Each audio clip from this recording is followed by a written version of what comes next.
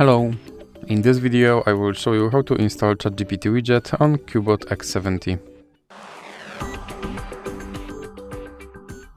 So you have to start with opening your Google Play Store, then click on search bar and type in Wally AI and click search. And now select this application and click install.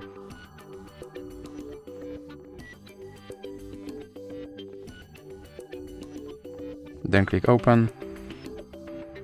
Now click this button to skip introduction, then click not now and click open permissions. Now click on AI assistant and click here to allow this app to display over other apps.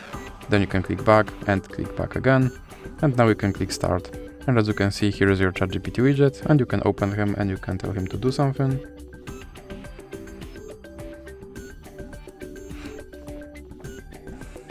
And as you can see, he responded. And if you want to remove him from your screen, just drag him into the X icon in the middle. So that's it for this video. If you liked it, please remember to leave a like and subscribe.